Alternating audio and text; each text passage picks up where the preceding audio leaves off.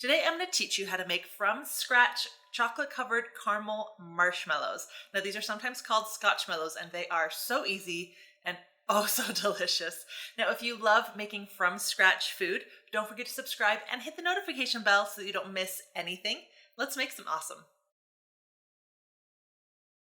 Now the final product actually is marshmallow on the bottom, caramel on top, and then the whole thing encased in chocolate.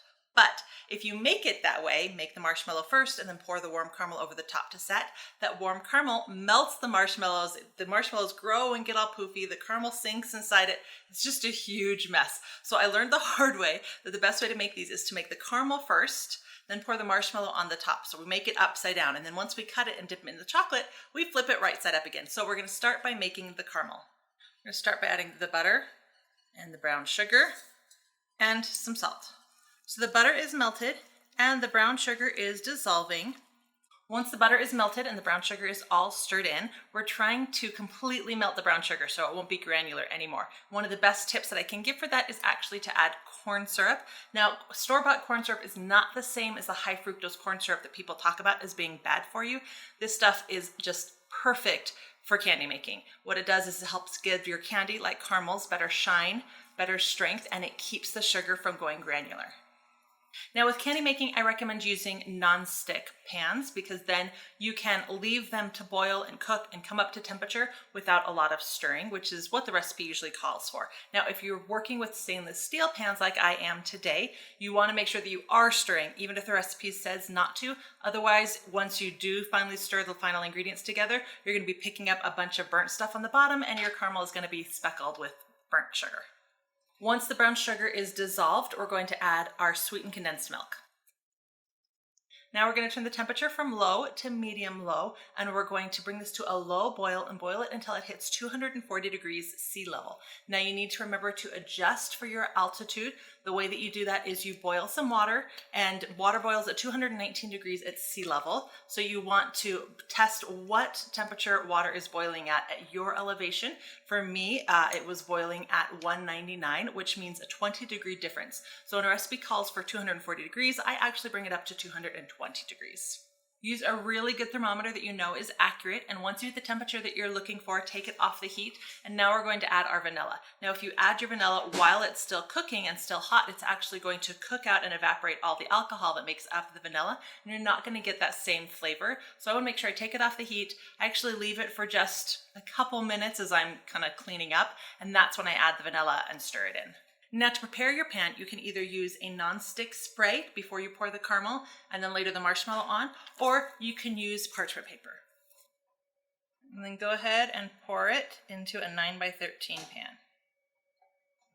Make sure you get it all the way to the corners, and we're going to let it aside and let this cool. If it's still warm when we pour the marshmallows on, it will actually, of course, then affect the marshmallows and they won't set quite as well either. First thing we're going to do is mix some gelatin and some cold water. You want to stir that until it looks like applesauce and then set it aside. Now we're going to make the sugar syrup. Add some sugar and water to your saucepan. Then over low heat, we're going to bring it to a low boil so that the sugar is completely dissolved. By the time the sugar is boiling, your gelatin should be nice and firm and ready to add. Use a spatula to pop that out and add it right to the sugar syrup. And just stir until the gelatin is completely dissolved.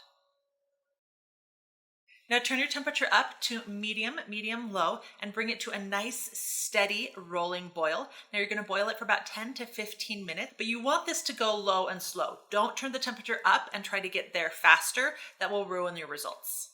Go ahead and pour the sugar syrup into your mixer and beat it. As you beat this on high, it will start to turn white, and that's when I add any flavoring that you want to use, in this case, vanilla.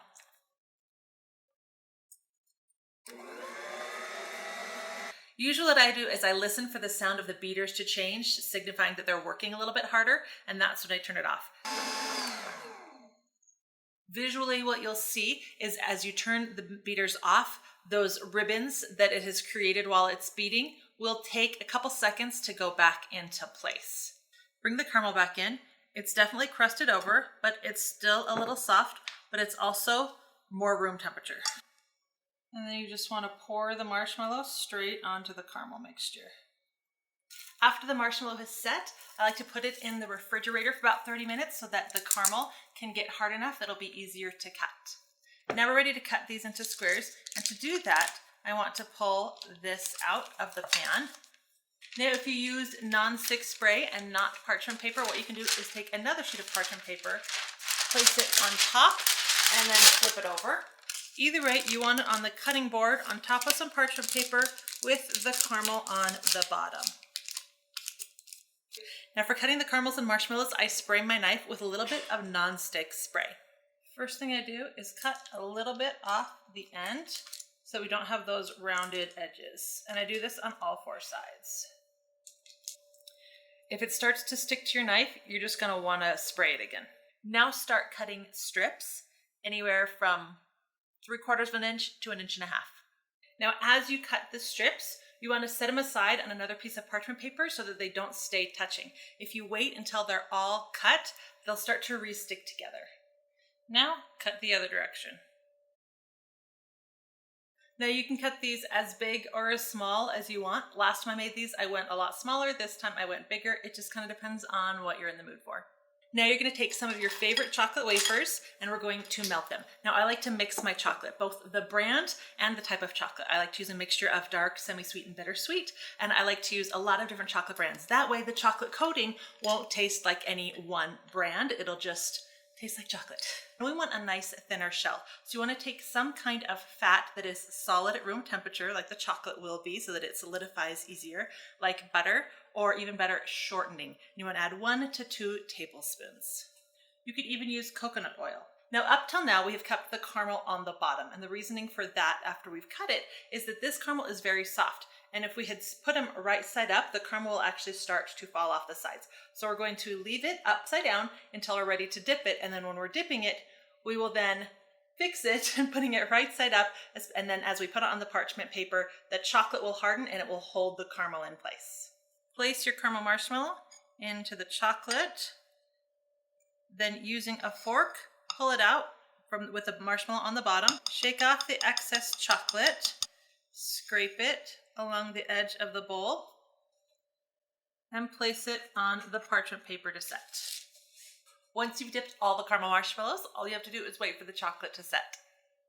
They should come right off the parchment paper and you can just break off any chocolate that might have dripped down.